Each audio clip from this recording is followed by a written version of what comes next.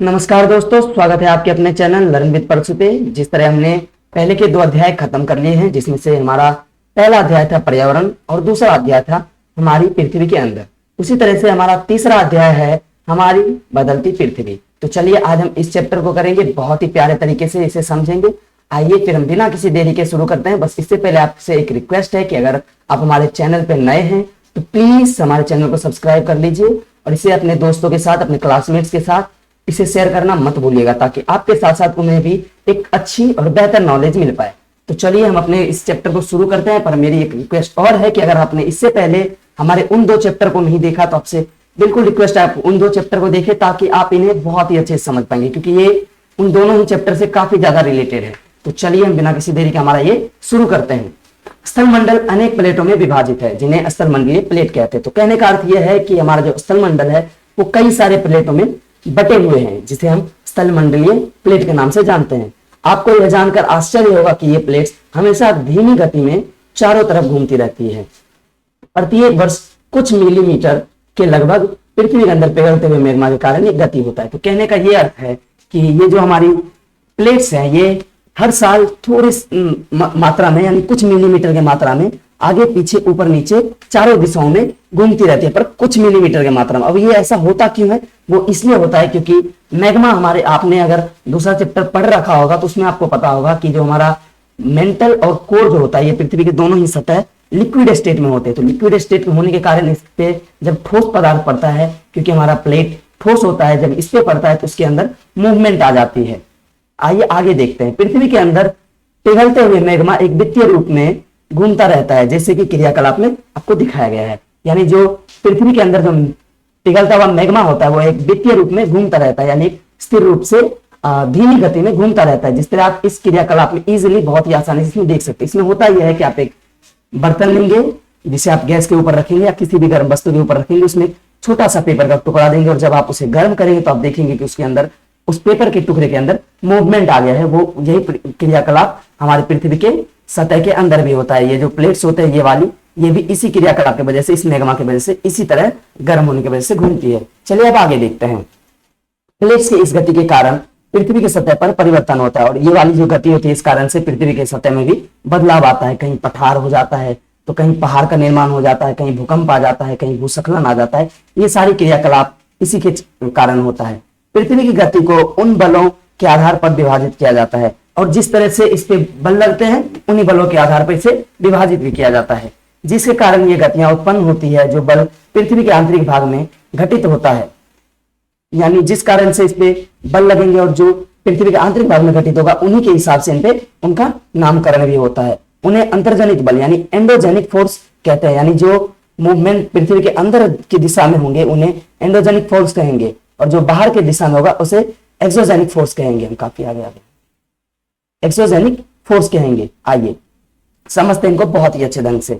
देखिए, जब भी पृथ्वी के आंतरिक भाग में, यानी यहां अगर कोई फोर्स लगता है, अगर आप इन्हें देख पा रहे हैं तो यहां अगर इस आंतरिक भाग में कोई फोर्स लगेगा तो उसे एंडोजेनिक यानी अंतजनित बल कहेंगे। और अगर बाहर के दिशा में, अगर इस दिशा में यहां पे कोई बल लगेगा तो उसे हम एक्सोजेनिक यानी बाह्य बहिर्जनित बल कहेंगे। चलिए, अंतर्जनित बल कभी आकस्मिक गति उत्पन्न करते हैं तो कभी धीमी गति। तो जो अंतर्जनित बल होता है या तो कभी आकस्मिक बल उत्पन्न करेगा, नहीं तो कभी धीमी गति उत्पन्न करेगा। अगर धीमी गति उत्पन्न करेगा तो उसे हम पटल विरूपण बल कहेंगे, अगर आकस्मिक गति उत्पन्न करेगा तो उसे आकस्मिक गति ही कहेंगे। चलिए, भूकंप एवं ज्वालामुखी जैसे आकस्मिक गति के कारण पृथ्वी की सतह पर अत्यधिक हानि होती है। यानी देखिए, अगर पृथ्वी के आंतरिक भाग में कोई बल लग रहा है, मानिए कि हमारे पास जो पहला बल था जिसे हम आकस्मिक बल कहते हैं, जैसे कि आप देख पा रहे हैं आज आपको पिंक कलर का एक बॉक्स दिया गया है, इसमें आपको आकस्मिक बल दिख रहा होगा। ये आपको आकस्मिक बल दिख रहा है। अगर हमारे टेक्टोनिक प्लेट्स पे ये वाले बल लगते हैं, यानी आकस्मिक बल लगते हैं, तो उसमें भूकंप आ सकता है। इस बल के कारण भूकंप आएगा, ज्वालामुखी आएगी या फिर भूस्खलन आएगा। अगर ये वाला बल लगेगा तो ये तीनों ही आपदाएं आ सकती है, जिससे अत्यधिक हानि होती है पृथ्वी पे। और अगर इसी के अंतर्जनिक बल के दूसरा भाग यानी पटल विरूपण बल लगेगा तो उससे सिंपली पर्वत का निर्माण होगा, यानी नए पर्वतों का निर्माण होगा। जिस तरह से आपको पता है कि हमारे यहाँ एक पर्वत श्रृंखला है जिसे हम हिमालय पर्वत के नाम से जानते हैं, तो वो भी इसी पटल विरूपण बल के कारण से उनका भी निर्माण हुआ है। चलिए अब आते हैं अपने बाह्य जनिक बल पे, यानी हमारे पास जो पृथ्वी की गतियों पे लगने वाला दूसरा बल था जो कि बाहर के साइड लगता है उसे हम बाह्य जनिक बल कहते हैं। अब बाह्य जनिक बल में क्या लगता है, इसके दो फोर्सेस होते हैं, एक अपर्दन होता है, एक निक्षेपण होता है। अपर्दन क्या होता है, जब कोई प्राकृतिक कण किसी भी कारणवश एक जगह से दूसरे जगह पे ट्रांसफर हो जाए, यानी एक जगह से दूसरे जगह परिवहन कर जाए, उसे हम अपर्दन कहेंगे। और अगर वह एक जगह परिवहित होकर एक जगह इकट्ठा हो जाए तो उसे हम निक्षेपण कहेंगे। यानी देखिए ये अपर्दन किन किन कारणों से होता है, नदी या बहते हुए जल से, पवन से यानी हवा से, या समुद्री तरंगों से, या हिमनद से। हिमनद होते हैं आइस से, जैसे पहाड़ी के ऊपर जो बर्फ होते हैं वो पिघलकर जब नीचे बहकर आते हैं तो उससे जो कण होते हैं, पत्थरों के छोटे छोटे टुकड़े होते हैं, जो अवसाद होते हैं, वो सब बह के नीचे की तरफ आ जाते हैं। ये सारी चीजें अपर्दन के कारण होते हैं। अब जब ये चीजें इकट्ठा हो जाएगी एक जगह पे, किसी एक जगह पे जमा हो जाएगी तो उसे हम निक्षेपण कहेंगे। चलिए अब अपने नेक्स्ट टॉपिक पे बढ़ते हैं, पर उससे पहले हम ये जानते हैं स्थलीय मंडलीय प्लेट क्या होते हैं, स्थल मंडलीय प्लेट क्या होते हैं। भूभाग में अनेक बड़ी एवं कुछ छोटी कठोर असमान आकार की प्लेटें होती है जिन पर महाद्वीपीय एवं महासागरीय सतह टिकी होती है। यानी वैसे प्लेट्स जिनके ऊपर महासागरीय और महाद्वीपीय भाग टिके हो, जिनके ऊपर पूरा का पूरा वो सवार हो, वह उन्हें हम प्लेट्स कहेंगे, भूभागीय प्लेट्स कहेंगे। आइए अब हम आगे बढ़ते हैं। अब आप देख सकते हैं यहाँ ज्वालामुखी के बारे में बताया गया, हम इसे समझेंगे बहुत ही अच्छे ढंग से। आइए अब हम ज्वालामुखी के बारे में जानेंगे अच्छे ढंग से। भूपल्टी पर खुला एक ऐसा छिद्र होता है जिससे पिघलते हुए पदार्थ अचानक से निकलते हैं। यानी भूपल्टी यानी हमारे पृथ्वी के सतह पे एक ऐसा खुला हुआ द्वार होता है जिसके माध्यम से ज्वालामुखी यानी पिघलता हुआ मैग्मा उस माध्यम से बाहर आता है, इसे हम ज्वालामुखी कहेंगे। जैसे कि आप इस फिगर में देख पा रहे होंगे, इसमें ये देखिए यहाँ पे मैग्मा जमा है। इस जगह पे मैं कलर चेंज कर ले तो आगे आपको अच्छे से दिख पाए। ये देखिए इस जगह पे आप देख सकते हैं यहाँ पे मैग्मा, लाल कलर का मैग्मा यहाँ पे जमा है। अब ये क्या होगा, इस माध्यम से आप देख सकते हैं यहाँ पे कई सारे रास्ते खुले, इस माध्यम से ये यहाँ से भी बाहर आएगा, लेकिन ये काफी प्रेशर के बाद यहाँ से बाहर आएगा। नहीं तो ये छोटी छोटी ऊंचाइयों जैसे यहाँ से बाहर आएगा और यहाँ से बाहर आ सकता है। बाकी ऊपर की दिशा से धुआं निकलता है इस तरह से। और ये जो द्वार खुला हुआ है इसे ही हम ज्वालामुखी कहेंगे, यानी वह पथ जहां से ज्वाला का मुख हो, जहां से ज्वाला बाहर आता है, उसे हम ज्वालामुखी कहेंगे। अब देखिए यहाँ पे शब्दों की उत्पत्ति दी गई है, यानी एंडो का मतलब होता है अंत।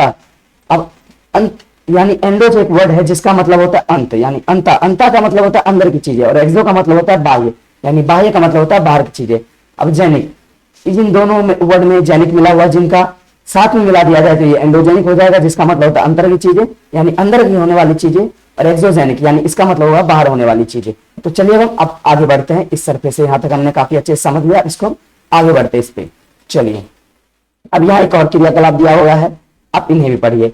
एक बर्तन ले, उसे जल से भरकर ढक्कन से बंद कर दे। यानी आपको एक बर्तन लेना है जिसे पानी से बिल्कुल भर के उसके ऊपर एक ढक्कन रख देना है, तथा जल को गर्म करने के लिए रख दे। यानी चूल्हे के ऊपर या गैस के ऊपर, आप जो भी आपके पास है, इंडक्शन जो भी आपके पास हो, तो आप उसके ऊपर रखकर बस पानी को आपको गर्म करना है। बस आपको ध्यान रखना है कि वो जो बर्तन हो वो भरा हुआ होना चाहिए पानी से, और वो ढका हुआ होना चाहिए। अब कुछ मटर, चम्मच और मोती ढक्कन के ऊपर रख दे। आपको क्या करना है, उसमें मटर के कुछ दाने या फिर छोटे छोटे मोती या फिर चम्मच जैसी चीजें आपको उसके ऊपर रख देना है।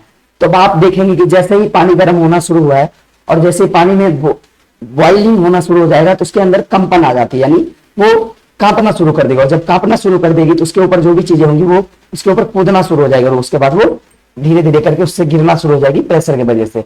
अब हम इन क्रियाकलाप को देखकर आप इस चीज को समझ सकते हैं। अब हम आगे बढ़ते हैं। इसी प्रकार स्थलमंडलीय प्लेटों की गति करने पर भी पृथ्वी की सतह पर कंपन होता है, और जिस तरह से यहाँ कंपन होगा उसी प्रकार से जब मैग्मा अत्यधिक गर्म हो जाती है तो उस तरह से ही पृथ्वी की जो स्थलमंडलीय प्लेट होती है उसके अंदर भी कंपन होना शुरू हो जाता है। यह कंपन पृथ्वी के चारों ओर गति कर सकता है। अब ये कंपन जो होता है वो पृथ्वी के चारों ओर यानी पूरी सरफेस पर, मानिए पृथ्वी का सरफेस है तो वो हर जगह उसका कंपन लगेगा, हर जगह वो हर जगह फैलना शुरू हो जाएगा। आगे देखते हैं।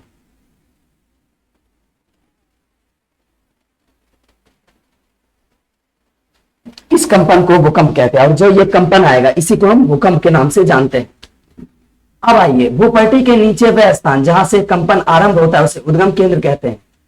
उद्गम केंद्र के भूसतह पर उसके निकटतम स्थान को अधिकेंद्र कहते हैं। अधिकेंद्र से कंपन बाहर की ओर तरंगों के रूप में गमन करती है। अधिकेंद्र के निकट भाग में सर्वाधिक हानि होती है एवं अधिकेंद्र से दूरी बढ़ने के साथ भूकंप की तीव्रता भी धीरे धीरे कम हो जाती है। अब इस चीज को हम इस फिगर से काफी अच्छे ढंग से समझेंगे। इसको थोड़ा ऊपर कर लो तो आपको काफी अच्छे ढंग से दिख पाएगा। हाँ जी, तो जैसे आप देख सकते हैं, मानिए कंपन यहां से शुरू हो रही है, इस स्थान से कंपन शुरू हो रही है, इस स्थान को हम उद्गम केंद्र कहेंगे। क्या कहेंगे साहब? उद्गम केंद्र कहेंगे। अब यहीं से जो ये बाहर आएगा, बाहर के सरफेस पे आएगा, उसके बाद ये पृथ्वी के, मैं एक बार कलर बदल लूं,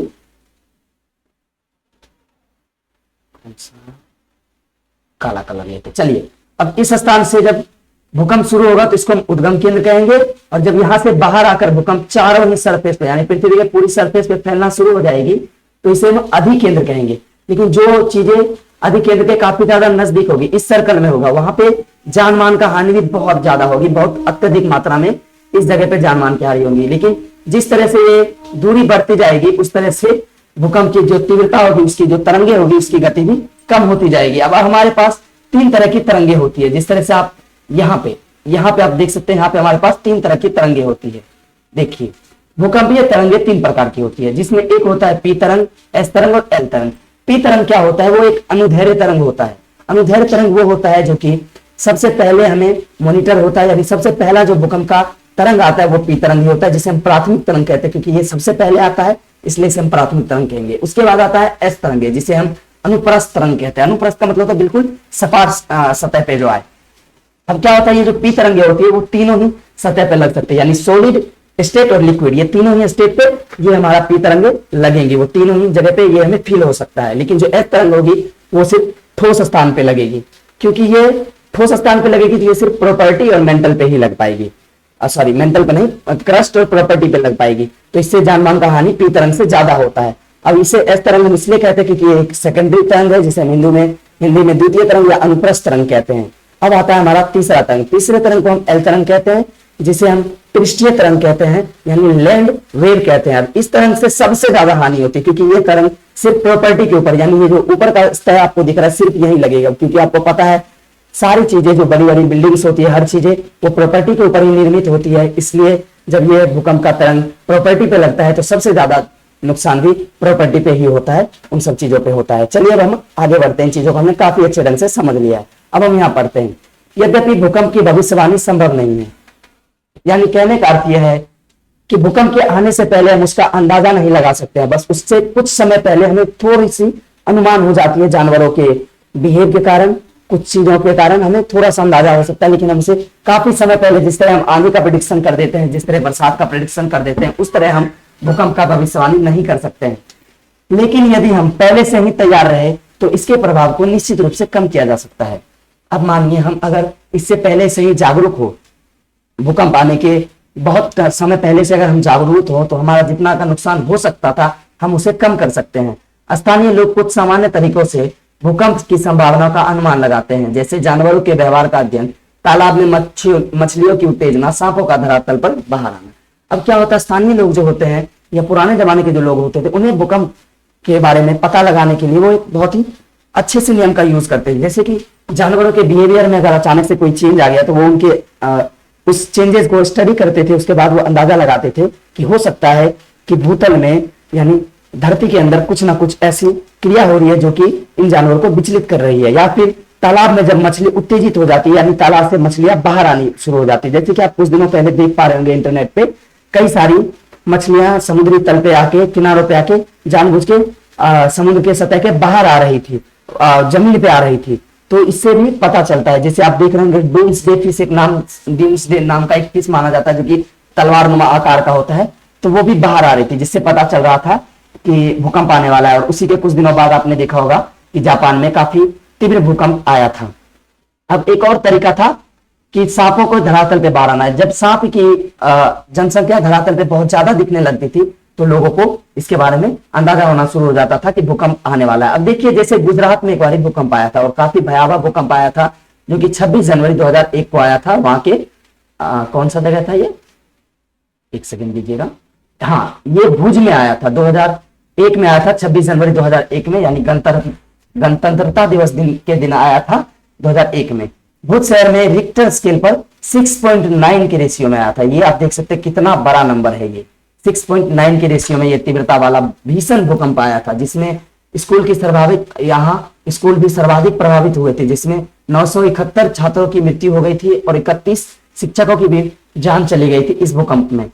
भुज में निराशाजनक राहत। भूकंप के 3 दिन बाद ही भी हर व्यक्ति तक भोजन, कंबल, दवाएं आदि तक पहुंचने के कारण हालत चिंताजनक थी। यानी 3 दिन बाद भी, भूकंप जब आया था उसके 3 दिन बाद भी लोगों तक सहायता नहीं पहुंच पा रही थी। इतना भयानक नुकसान हुआ था, सड़कें टूट गई थी, 971 स्टूडेंट्स की जान चली गई थी, 31 टीचर्स की मृत्यु हो गई थी। इन चीजों से आप समझ सकते हैं कितना भयावह भूकंप आया होगा उस समय पर। शहर में आग लग गई थी। भूकंप प्रभावित क्षेत्रों में आपातकाल की घोषणा कर दी गई थी। मुख्यमंत्री ने की केंद्र से अपील की गई थी कि गुजरात सरकार ने इस संकट का सामना करने के लिए केंद्र सरकार से वित्तीय सहायता मांगी थी। भुज की तबाही, फोन लाइनें, जल पाइप लाइनें, विद्युत स्टेशन एवं संचार लाइनें सभी बिल्कुल ही पूरी तरह से अवरोधित हो चुका था। जैसे ये बहुत ही भयावह भूकंप था। अब हम अपने नेक्स्ट सेगमेंट में चलते हैं। तो यहाँ आप देख सकते हैं भूकंप का मापने का एक यंत्र, भूकंप का मापन एक यंत्र से किया जाता है जिसे हम भूकंप लेखी कहते हैं। भूकंप की तीव्रता रिएक्टर स्केल पर मापी जाती है। यानी ये जो आप देख सकते हैं इसे, ये भूकंप लेखी मशीन है जिसे रिएक्टर कहा जाता है, भूकंप रिएक्टर कहा जाता है। इसमें जब 2.0 अथवा उससे कम का आता है भूकंप तो उसे प्रभाव रहित कहा जाता है, यानी इससे नहीं के बराबर प्रभाव आता है। लेकिन जब भूकंप 5.0 के स्पीड से आता है तब वस्तुओं के गिरने की से क्षति पहुंच सकता है। यानी जब 5.0 की स्थिति से जब भूकंप आएगा तो उससे बड़े बड़े बिल्डिंग्स के गिरने की संभावना बढ़ जाती है, इससे क्षति भी काफी ज्यादा होती है। अब जब भूकंप 0.6 से आता है तब ये बहुत ही ज्यादा प्रभावशाली होता है और ये काफी ज्यादा नुकसानदेह होता है। जब सबसे शक्तिशाली भूकंप आता है 7.0 के रेशियो से, और ये सबसे ज्यादा जानमाल की हानि करता है और ये सबसे ज्यादा भयावह भूकंप लाती है। और अभी जब जापान में आया था भूकंप तो वो 9.2 के रेशियो से आया था, जो कि बहुत ही भयावह भूकंप था। आपको पता होगा जापान एक ऐसा देश है जहां डेली ही भूकंप आते रहता है, वहां के नागरिकों को आदत भी हो गई है। अब यहाँ आपके लिए कुछ काम दिए गए हैं, आपको ये कर लेना है। उसके बाद नीचे भी आपको कुछ चीजें बताई गई है कि आप भूकंप से किस तरह से बच सकते हैं, तो इसको हम डिस्कस करते हैं, उसके बाद आगे बढ़ेंगे।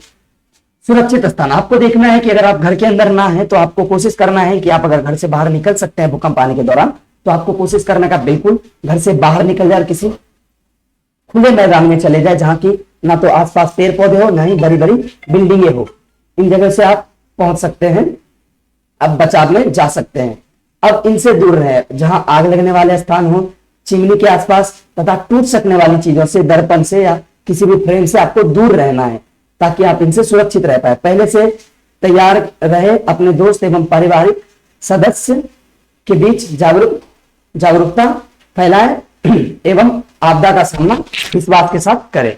इनसे आप क्या कर सकते हैं, आप इनसे सुरक्षित रह सकते हैं, इन सब चीजों को फॉलो कर सकते हैं, इन सब चीजों को जानकर। अब हम आते हैं अपने मुख्य स्थलाकृति पे। ये हमारे चैप्टर आ जाता है, नया चैप्टर शुरू हो जाएगा, मुख्य स्थलाकृति। अब चलिए हम इसको समझते हैं, मुख्य स्थलाकृति होता क्या है। जैसे आपको पता होगा स्थलाकृतियां क्या होती है, यानी स्थलाकृति का मतलब होता है जो स्थल की जो आकृति है उसे हम स्थलाकृति कहते हैं। तो आइए अब हम समझते हैं।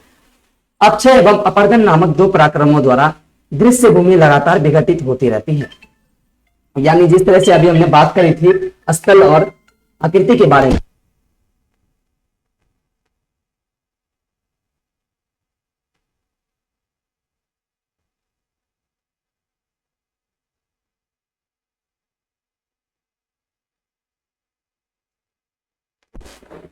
अक्षय एवं अपर्दन के बारे में जैसे मैंने आपको शुरुआत में ही अपर्दन के बारे में बता दिया था। अब हम अक्षय को जानते हैं। अक्षय क्या होता है, जब चट्टानों के छोटे छोटे टुकड़े हो जाते हैं, वो जब टूट जाते हैं वो अक्षय कहलाते हैं। और अपर्दन के बारे में मैंने अभी आपको बता दें, कोई भी प्राकृतिक कण जैसे ही एक स्थान से दूसरे जगह स्थान तक जाए तो वो अपर्दन कहलाता है। अब क्या होता है, जब अक्षय और अपर्दन दोनों ही प्रकार के जब इन पराक्रमों का दृश्य भूमि पर विघटन होता है तो इनसे स्थलाकृतियों में भी परिवर्तन आता है। पृथ्वी की सतह पर सेलों के टूटने से अक्षय की क्रिया होती है। भूदृश्य पर जल, पवन एवं हिम जैसे विभिन्न घटकों के द्वारा होने वाले क्षय को अपर्दन कहते हैं। यानी किसी भी कारणवश जैसे जल, पवन यानी हवा एवं हिम जैसे विभिन्न घटकों के द्वारा होने वाले क्षय, यानी वहां से चीजों को टूटकर दूसरे स्थान पर जाने की क्रिया को हम अपर्दन कहते हैं। वायु, जल आदि अपर्दित पदार्थों को एक स्थान से दूसरे स्थान तक ले जाता है। वायु क्या करता है, वायु और जल किसी भी अपर्दित चीजों को यानी छोटे छोटे कणों को एक स्थान से दूसरे स्थान तक ले जाता है। इसे हमने पहले भी जाना था, अब भी हम जान रहे हैं। और इसके फलस्वरूप एक स्थान पर निक्षेपण कहलाता है। अब जब ये चीजें एक जगह जमा हो जाएगी तो आपको पता है ये निक्षेपण कहलाएगा। अपर्दन एवं निक्षेपण के ये पराक्रम पृथ्वी के धरातल एवं विभिन्न स्थलाकृतियों का निर्माण करता है। जैसे कि आपको पता है, एक कोई गड्ढा सा स्थान है, वहां लगातार किसी चीज का निक्षेपण हो रहा है, जैसे मानिए धूल कण का निक्षेपण हो रहा है, तो अब वो क्या होगा, वो जो गड्ढा है वो भर जाएगा। तो उसमें देखिए पहले वहां पे गड्ढा था, अब वो भर चुका है, तो इससे क्या होगा, उसके स्थलाकृतियों में नई चीजें जुड़ जाएगी। जैसे वो गड्ढा था वो भर चुका है, यानी वो एकदम समतल हो जाएगा, तो वह नए स्थलाकृतियों का निर्माण हुआ। अब हम जानते हैं नदियों के क्या काम होते हैं। हमने मुख्य स्थलाकृतियों को समझ लिया, अब हम जानेंगे नदियों के क्या कार्य होते हैं। नदी के जल से दृश्य भूमि पर अपरदन होता है, यानी आप जान सकते हैं कि जो नदी का जल होता है वो सबसे बड़ा जिम्मेदार, यानी सबसे बड़े जिम्मेदारों में से एक होता है अपरदन के लिए। जब नदी किसी खड़े ढलान वाले स्थान से अत्यधिक कठोर सेल पर खड़े ढाल वाली घाटी में गिरती है तो यह जलप्रपात बनती है, यानी झरना। आप जानते हैं झरना, समझिए बस यही झरना होता है, इसे हम जलप्रपात कहते हैं। तो जब ये खड़े ढलान से गिरती है तो ये जलप्रपात का निर्माण करती है। अब आप यहाँ समझ सकते हैं, यहाँ पे कई सारे 2-3 जलप्रपात के बारे में बताया गया, आप इन्हें पढ़ लीजिएगा आराम से। या अगर हम इसको डिस्कस करें तो इसमें हजारों छोटे बड़े जलप्रपात है, जिसमें सबसे ऊंचा जलप्रपात दक्षिण अमेरिका के वेनेजुएला का एंजेल जलप्रपात है, यानी दक्षिण अफ्रीका का एक जगह है वेनेजुएला, वहां का एक एंजेल जलप्रपात है जो कि विश्व का सबसे ऊंचा जलप्रपात है। अन्य जलप्रपात उत्तरी अमेरिका में कनाडा तथा संयुक्त राज्य अमेरिका की सीमा पर स्थित है, यानी उत्तरी अमेरिका के कनाडा और संयुक्त राष्ट्र अमेरिका के एक सीमा पर स्थित है जिसका नाम नियाग्रा जलप्रपात है। और अफ्रीका में जाम्बिया एवं जिम्बाब्वे की सीमा पर स्थित है जिसका नाम विक्टोरिया है। इन 3 जलप्रपातों के बारे में बताया गया, जिनमें सबसे बड़ा आपको पता है ये वेनेजुएला का एंजेला है, और दूसरा सबसे बड़ा है अमेरिका और कनाडा के सीमा पर स्थित नियाग्रा जलप्रपात, और तीसरा सबसे बड़ा है जिम्बाब्वे और जाम्बिया के सीमा पर स्थित विक्टोरिया जलप्रपात। चलिए अब हम नदियों के कार्य को समझेंगे, आगे बढ़ते हैं।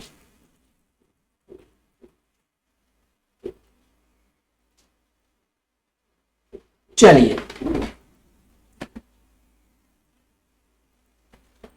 जब नदियां मैदानी क्षेत्र में प्रवेश करती है तो वह मोड़दार मार्ग पर बहने लगती है। नदी के इन्हीं बड़े मोड़दार मोड़ों को विसर्ग कहते हैं, यानी जब नदियां मैदानी क्षेत्र पे आती है तो उनका बिल्कुल उनका मोड़ इस प्रकार से हो जाता है जिस तरह से आप इस फिगर में देख पा रहे हैं। यहाँ आप देख पाएंगे, ये आगे आगे काफी ज्यादा,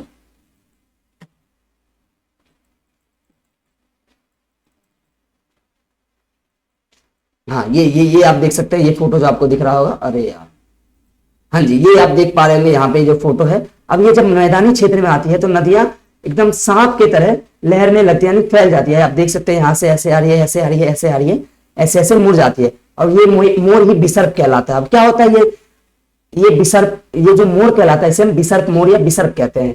अब इसके अगल बगल जो झाड़ होंगे, जो वन होंगे, नदियों के कारण जिन वनों का निर्माण होगा उसे हम तटबंध कहते हैं।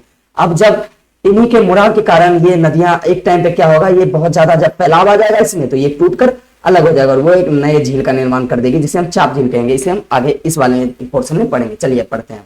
इन्हीं बड़े मोड़ों को विसर्ग मोड़ कहते हैं, जैसे कि आपको पता है ये जो मोड़ आता है इसे हम विसर्ग मोड़ कहेंगे।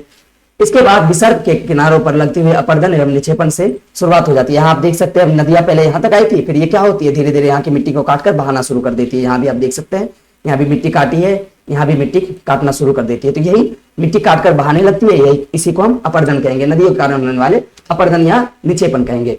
विसर्ग लूप के सिरे निकट आते हैं। अब ये देखिए विसर्ग लूप के ये दोनों सिरे जो हैं, अगर मैं यहाँ कोई और कलर यूज करूँ तो आप देख पाएंगे आसानी से। ये देखिए, अब ये देखिए, ये आप देख सकते हैं काफी ज्यादा करीब आ चुके हैं। एक टाइम पे ये ऐसे होगा इस प्रकार से, फिर एक टाइम पे ये काफी ज्यादा करीब आ जाएंगे। जब ये बहुत ज्यादा पास आ जाएंगे तो इसे हम विसर्ग लूप कहना शुरू कर देंगे। और जब ये विसर्ग लूप बन जाते हैं तो वो क्या होता है, ये एक टाइम पे नदियों के जब ये बहुत ज्यादा मुड़ाव आ जाएगा तो ये नदियों से एक टाइम पे अलग हो जाएगा और वो किसका निर्माण करेगा, वो करेगा चाप झील का निर्माण। ये आप देख सकते हैं यहाँ एक झील है, इसे हम चाप झील कह देंगे, ये चाप झील का निर्माण करेगा।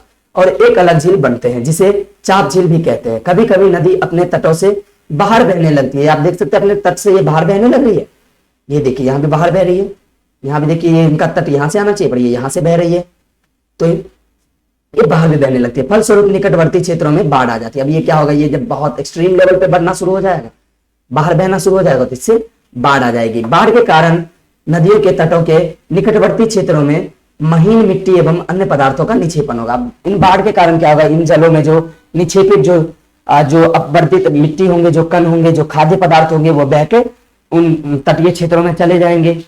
ऐसे मिट्टी एवं पदार्थों को अवसाद कहेंगे। अब ये जो कण होंगे इसे हम अवसाद का नाम देंगे। इसे समतल उपजाऊ बाढ़कृत मैदान कहते हैं। अब जिन क्षेत्रों में बाढ़ आ जाएगा, वहां जब बाढ़ का पानी सूख जाएगा तो वहां पे क्या हो जाएगा, वो मैदान बाढ़कृत मैदान कहलाएगा। इससे फायदा ये होगा, उस जगह पे जो खेती होगी वो काफी ज्यादा बेहतर हो पाएगी। चलिए, नदी के उत्थित तटों को तटबंध कहते हैं। समुद्र तक पहुंचते पहुंचते नदियां प्रवाह धीमे हो जाती है तथा नदी अनेक धाराओं में बह जाती है। उसे हम अगले यहाँ एक और चित्र दिया हुआ है, यहाँ पे आप समझ सकते हैं। मानिए यहाँ से अगर मुख्य नदी निकल रही है तो वो नदी यहाँ समुद्र है, तो यहाँ तक पहुंचते पहुंचते आप देख सकते हैं यहाँ कई सारी धाराओं में, मैं एक बार रंग चेंज कर लेता हूँ, यहाँ आप देख सकते हैं ये कई सारी धाराओं में, ये कई सारी धाराओं में, ये इधर बह रही है, इधर भी बह रही है, इधर बह, यानी कई सारी शाखाओं में बढ़ जाती है समुद्र तक पहुंचते पहुंचते मुख्य धारा से। अगर यहाँ से नदी बहना शुरू होती है तो यहाँ तक पहुंचने में ये कई सारी धाराओं में बह जाती है, जिसको वितरिका कहते हैं। अब ये जो धाराएं निकलेगी इधर से उधर, इसे हम वितरिका का नाम देंगे। यहाँ नदी इतनी धीमी हो जाती है कि यह अपने साथ लाए मलबों का निक्षेपण करने लगती है। अब क्या होगा, ये नदी यहाँ तक बहते बहते इतना दूरी तय कर लेगा कि इसके जो स्पीड होंगे वो धीरे हो जाएगी, और इतना ज्यादा धीरे हो जाएगी कि इसके साथ बह रहे जो कण होंगे, जो अपवर्तित पदार्थ होंगे, वो क्या हो जाएगा, निक्षेपित होने लगा। और आपको पता है निक्षेपण का मतलब होता है किसी भी चीजों का जमाव होना, तो वो निक्षेपित करने लगती है। प्रत्येक वितरिका अपने मुहाने पर का निर्माण करती है। सभी मुहानों के अवसाद के संग्रह को डेल्टा कहते हैं। अब ये जो वितरिका होगी अपने मुहाने पे निक्षेपित चीजों का जमाव करेगी, जिसे हम डेल्टा का नाम देंगे। चलिए, इन चीजों को हम समझ चुके हैं काफी अच्छे से। अब यहाँ देखते हैं कुछ करके सीखने की चीजें हैं, इन्हें पढ़ते हैं। विश्व की कुछ नदियों के नाम ढूंढे जो डेल्टा का निर्माण करती है। तो आपको क्या करना है, विश्व के कुछ ऐसे नदियों का नाम ढूंढना है जो कि डेल्टा का निर्माण करती हो। चलिए, अब हम आगे बढ़ेंगे। उसके बाद हमारे पास नेक्स्ट पॉइंट है जिसका नाम है समुद्र के कार्य। यहां आप देख पा रहे हैं, यहाँ पे है यहाँ पे आप देख पा रहे हैं, यहाँ पे है समुद्र के कार्य। अब क्या होगा, समुद्र के तरंग कार्य हम समझते हैं, अभी से आगे बढ़ते हैं, उसके बाद इसको समझेंगे बहुत ही अच्छे ढंग से।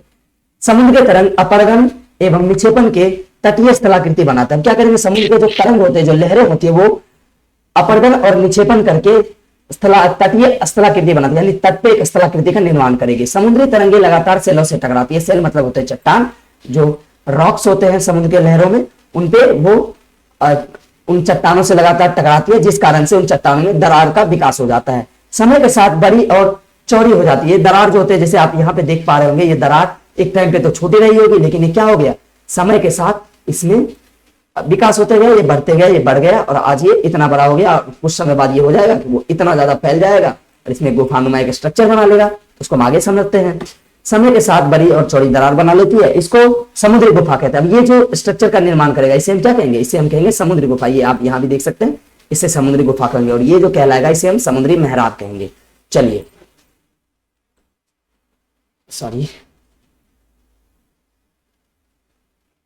समुद्री गुफा कहते हैं। इन गुफाओं के बड़े होते जाने पर इनमें केवल छत ही बचती है, यानी जब ये गुफा बड़े हो जाएंगे तो इसमें केवल ये ऊपर का हिस्सा ही बच पाएगा, ये वाला हिस्सा ही बच पाएगा, जिसे हम तटीय मेहराब कहेंगे। लगातार अपरदन छत को भी तोड़ देता है। अब लगातार लहरों का टकराव क्या होता है, छत को भी तोड़ देता है, और केवल दीवारें बचती है। तो अब जो ये छत टूट जाएंगे, तो आपको भी पता है, ये जैसे आप देख पा रहे हैं, ये जो छत है जब ये टूट जाएगा तो ये जो आपको बगल बगल का दीवार दिख रहा है, बस यही बच जाएगा। और जब ये दीवार बचेंगे तो इसे हम कहेंगे स्टेक, इसे हम नाम देंगे, स्टेक का नाम देंगे। चलिए, तब ये मेहराब बनते हैं, और जब ये छत टूट जाती है तो दीवारें बचती है, और दीवार को हम स्टेक का निर्माण देते हैं, उन आकृतियों को स्टेक का निर्माण देते हैं। समुद्री जल के ऊपर लगभग ऊर्ध्वाधर उठे हुए ऊंचे सेरीय तटों को समुद्र भृगु कहते हैं। यानी ये जो समुद्र के तट पे जो ऊर्ध्वाधर रूप में उठे हुए हैं, इन्हें हम समुद्री भृगु का नाम देंगे। ये जो आपको दिख पा रहा होगा समुद्री सतह से जो उठा हुआ है, इसे हम ऊर्ध्वाधर भृगु का नाम देंगे। समुद्री तरंगों किनारों पर अवसाद जमा कर समुद्री पुलिन का निर्माण करते हैं। अब ये क्या होगा, ये चीजें जो टूटेगी वो बह के किनारों पे जाएगी, जब वहां निक्षेपण होकर एक चीजें जमा हो जाएगी तो उसे हम समुद्री पुलिन कहेंगे, क्योंकि वो जो अवसाद जमा होगा, जो भी कण जमा होगा, जो भी टुकड़ा जमा होगा, उसे हम समुद्री पुलिन का नाम देंगे। इसे भी हम काफी बेहतर तरीके से समझ चुके हैं। उसके बाद हमारा नेक्स्ट सेगमेंट आता है हिमनद का कार्य, यानी हिमनद से आपको समझ आता है, हिम से जो नदियों का निर्माण होगा उसके कार्य को समझेंगे। चलिए, अब हम अपने इस चीज को समझते हैं। हिमनद अथवा हिमानी बर्फ की नदियां होती है। आपको पता है, जैसे ग्लेशियर पिघलती है तो वो जो पिघलती है तो उससे जो जल निकलते हैं वो नदियों के रूप में बाहर निकलती है। जिस तरह से हमारा गंगा हो गया, और भी कई सारी ब्रह्मपुत्र जैसी नदियां होगी, वो सब क्या होती है, वो हिम से ही तो बना है, वो हिम से पिघल के बनती है। हिमनद अपने नीचे की कठोर चट्टानों से गोलासनी मिट्टी और पत्थरों को अपवर्तित करते हैं। अब जो नीचे के कठोर चट्टान हो गए उसको तोड़ तोड़ कर वो अपने साथ अपवर्तित करने लगते हैं, वो अपने साथ उसको बहाकर ले जाने लगते हैं। और गोलासमी मिट्टी एवं पत्थरों से भी भूदृश्य का अपवर्धन करती है। अब जो मिट्टी और पत्थर जो भी उनके रास्ते में आएगा उन सब चीजों को वो बहाना शुरू कर देंगे, अपने साथ ले जाना शुरू कर देंगे, उनका अपवर्धन शुरू कर देंगे। हिमनद गहरे गर्तों का निर्माण करते हैं। पर्वतीय क्षेत्र में बर्फ पिघलने से उन गतों में जल भर जाता है। अब जो गत होंगे, जो गहरी खाई बन जाएगी, उसमें क्या होगा, जो जल बहने लगेंगे वो उस गतों में आके जमा हो जाएंगे। मानिए एक टाइम पे यहाँ पे एक निशान होगा, एक गड्ढा होगा। अब क्या हो रहा है, यहाँ से जल बह रहा है तो इसमें क्या हो गया, अब जल भर गया है। चलिए, वह सुंदर झील बना। तब देख सकते हैं, अगर आप यहाँ सामने से देखें कितना सुंदर झील, कितना सुंदर नजारा बनाएगा। हिमनद के द्वारा लाए गए पदार्थ, यानी जो हिमनद के द्वारा जो पदार्थ लाए जाएंगे उन्हें हम छोटे बड़े सेल, रेत एवं तलछट मिट्टी निक्षेपित होते हैं। ये क्षेत्र हिमनद हिमोर का निर्माण करते हैं, यानी इससे जो भी अपवर्तित हो गया आएगा, चाहे वो छोटे बड़े मिट्टी के कण हो, सेल हो, रेत हो या तलछट मिट्टी हो, वो सब किसका निर्माण करेगी, उसे निक्षेपित करके वो हिमनद यानी हिमोर का निर्माण करेगी। तो हमने यहाँ भी काफी बेहतर तरीके से इनको समझ लिया है, जिसमें हिमनद के कार्य को हमने समझ लिया है। इसको हम एक बार फिर से डिटेल में बात करेंगे, पूरे जो भी हमारे इसमें कार्य थे, पर हम इससे पहले पवन के कार्य को समझते हैं, उसके बाद थोड़े थोड़े में एक सारांश की तरह, एक समरी की तरह इनको दोबारा से हम इसके ऊपर बात करेंगे। चलिए, अब हम समझेंगे पवन के कार्य। क्या आपने कभी रेगिस्तान देखा है? अगर आपने सामने से नहीं देखा होगा तो अपनी मूवी में, कार्टून में या कहीं ना कहीं तो आपने रेगिस्तान को जरूर देखा होगा। बालू के टीबों के कुछ चित्र एकत्र करने का प्रयास कीजिए। यानी आपको करना यह है कि बालू के जो टीबे होते हैं, यानी जो ऊंचे ऊंचे टीले होते हैं, उनके कुछ फोटोज इकट्ठे करने आपको। रेगिस्तान में पवन अपवर्धन एवं नीचेपन का प्रमुख कारक होता है, क्योंकि आपको पता है रेगिस्तान में ना तो नदी होती है, तो वहां जल से अपवर्धन का तो कोई वो सवाल ही नहीं आता है। तो अगर जल से अपवर्धित नहीं होगा तो यहाँ सबसे बड़ा रीजन होगा अपवर्धन का, वो पवन के द्वारा सबसे बड़ा अपवर्धन का कारण होगा। वो रेगिस्तान में आप छत्रक के आकार के सेल देख सकते हैं। छत्रक यानी छतरी के आकार का चट्टान देख सकते हैं, जिन्हें सामान्यतः छत्रक सेल कहते हैं, जिन्हें हम छत्रक सेल के नाम से जानते हैं। पवन सेलों के ऊपरी भागों की अपेक्षा निचले भागों को आसानी से काटती है। जो पवन होते हैं वो क्षेत्र के ऊपरी भाग से ज्यादा निचले भागों को काटती है। पवन सेल के ऊपरी भागों से अपेक्षा निचले भागों को आसानी से काटती है, इसलिए ऐसे सेलों के आधार पर संकीर्णन एवं शीर्ष विस्तृत होते हैं। तो ऐसे सेलों के क्या होते हैं, उनके संकीर्णन एवं शीर्ष विस्तृत हो जाते हैं, यानी बड़े हो जाते हैं। शीर्ष यानी ऊपर के स्तर बड़े हो जाते हैं। पवन चलने पर यह अपने साथ रेत को एक साथ एक स्थान से दूसरे स्थान पर पहुंचाती है। जब हवा बहुत तेज बढ़ती है तो आप देखते होंगे, आंधी तूफान भी आता है तो आप देखते हैं उसमें काफी सारे धूल कण, जो छोटे छोटे पदार्थ होते हैं, पन्नी, प्लास्टिक की कोई चीजें हो, तो वो उसमें उड़ने लगती है। तो सेम वही काम इसमें भी होता है। जो पवन चलती है उससे क्या होता है, उसमें जो भी रेत के कण होते हैं वो एक स्थान से दूसरे स्थान तक परिवहन कर जाती है। जब पवन का बहाव रुकता है तो यह रेत गिरकर छोटी पहाड़ी का निर्माण करती है। जब पवन धीरे हो जाता है या फिर वो रुक जाता है तो क्या होता है, ये ऊपर जो हवा में रेत कण उड़ रहे थे वो क्या करते हैं, वो धीरे धीरे एक छोटे कण का निर्माण कर देते हैं, एक छोटे से पहाड़ का निर्माण कर देते हैं। इन्हें बालू टीबा कहते हैं। अब जो इन छोटे से बालू के टीलों का निर्माण होगा, इन्हें हम बालू के टीबे के नाम से जानेंगे। जब बालू कण महीन एवं हल्के होते हैं तो वायु उन्हें उठाकर अत्यधिक दूरी ले जाते हैं। अब क्या होगा, जब बालू के जो कण होंगे वो बहुत ज्यादा छोटे होंगे तो उन्हें पवन जितना चाहे उतना दूर ले जा पाएगा, क्योंकि वो काफी हल्का होगा तो वो उसमें आसानी से तैर पाएगा। वो बहुत ज्यादा दूर तक ले जाते हैं। जब ये बालू कण विस्तृत क्षेत्रों में निक्षेपित हो जाते हैं तो इसे हम लोएस कहते हैं। अब जब यही छोटे कण काफी ज्यादा यानी बहुत बड़े पैमाने पर विस्तृत हो जाता है तो उसे हम लोएस कहते हैं। चीन में विश्व का सबसे विशाल लोएस निक्षेपण है। अब थार रेगिस्तान के बारे में जानते होंगे आप। थार रेगिस्तान चीन का सबसे बड़ा रेगिस्तान है, जिसे हम लोएस यानी विश्व का सबसे विशाल लोएस के नाम से जानते हैं। चलिए, इस तरह से हमारा ये चैप्टर भी खत्म हो चुका है। तो हम इसके सबके काम को एक बार दोबारा से थोड़े थोड़े चीजों में जान लेते हैं, उसके बाद हम काम करेंगे। अब देखिए, पवन का कार्य क्या होता है, वो छोटे से धूल कण को एक स्थान से दूसरे स्थान तक निक्षेपित अपवर्धित करेंगे। उसके बाद निक्षेपण के बाद बालू के टीबों का निर्माण करेंगे, जिसे हम किसका नाम देंगे, लोएस का नाम देंगे। उसके बाद हिमनद के कार्य जो होंगे वो क्या करेंगे, जब हिम पिघलेंगे तो वो बहकर एक नदी का निर्माण करेंगे, और उसमें जो भी छोटे छोटे कण आएंगे, चाहे वो सेल के टुकड़े हो, मिट्टी हो या किसी भी प्रकार का तलछट मिट्टी हो, उन सब चीजों को एक जगह पे बहाकर इकट्ठा करेंगे, जिसे हम हिमोर कहेंगे। इसके बाद हमारा आता है समुद्री तरंगों के कारण। समुद्री तरंग क्या करेंगे, उसके बीच जो चट्टान होंगे उस पर टकराकर उसमें एक गुफा का निर्माण करेंगे, और जब अत्यधिक समय बीत जाएगा तो वो गुफा भी टूट जाएगा, गुफा का छत भी टूट जाएगा, तो उसमें से दीवारें रह जाएगी जिसे हम स्टेक का नाम देंगे, और इन्हीं चीज को हम समुद्री भृगु के नाम से, यानी समुद्री, और जब समुद्री की वो सारी चीजें टूटी हुई इस किनारे पे आके एक जगह जमा हो जाएगी तो हम समुद्री पुलिन का नाम देंगे। उसके बाद आपने नदियों के विसर्प मोड के बारे में, विसर्प लूप के बारे में जान लिया। उसके बाद आपने वितरिका के रूप में जान लिया। यहाँ पे हमारा पूरा चैप्टर खत्म हो जाता है। तो हमने शुरुआती में पढ़ा था कि हमारे पृथ्वी का जो सतह होता है उस पर दो बल लगते हैं, एक अंतर्जनिक बल होता है, बाह्यजनिक बल होता है। अंतर्जनिक बल में दो बल होते हैं, एक होता है मैं बताता हूं आपको, एक मिनट। एक होता है आकस्मिक बल और एक होता है पटल विरूपण बल। जब आकस्मिक बल लगता है तो उससे भूकंप आ जाते हैं, और जब पटल विरूपण बल लगता है तो उससे पर्वतों का निर्माण हो जाता है। अब हमारे पास जब बाह्यजनित बल था तो उन दोनों बल में एक निक्षेपण होता है, एक अपवर्तन होता है। जब निक्षेपण होगा, अपवर्तन होगा, सॉरी, जब अपवर्तन होगा तो क्या होगा, उसमें एक जगह से चीजें दूसरी जगह इकट्ठा हो जाएगी, और जब निक्षेपण होगा तो वहां पे एक चीजें जमी हो जाएंगी। ये सब अपवर्तन का कार्य बहते हुए जल से, नदी से, या हवा से, या फिर समुद्री तरंग, या फिर हिमनद से होगा। इन सब चीजों से हमने इस चैप्टर को भी बहुत ही प्यारे ढंग से समझ लिया है। अगर आपको इसमें कहीं भी कोई दिक्कत आए तो हमें कहाँ सुधार करनी चाहिए आप हमें कमेंट बॉक्स में बता सकते हैं। और हर क्लास के बाद ही इस क्लास में मैं भी आपसे वही कह रहा हूँ, अगर आपको इसका शॉर्ट नोट्स चाहिए या फिर इसके क्वेश्चन आंसर चाहिए तो आप हमें कमेंट में बता सकते हैं, क्योंकि पिछले 2 वीडियो में बहुत ज्यादा रिएक्ट नहीं किया आप लोगों ने, बहुत ज्यादा हमें सुझाव नहीं दिया, इसलिए हमने उस पर काम भी नहीं किया। लेकिन जब आप हमें उस पर सुझाव देंगे तो हम डेफिनेटली उसके ऊपर काम करेंगे, क्योंकि जब आप हमें सुझाव देंगे तो उससे मुझे मोटिवेशन आएगी। जो मैं इस तरह से मेहनत कर रहा हूँ इसके ऊपर मैं और ज्यादा मेहनत करूंगा और आपको बेहतर से बेहतर कंटेंट देने की कोशिश करूंगा।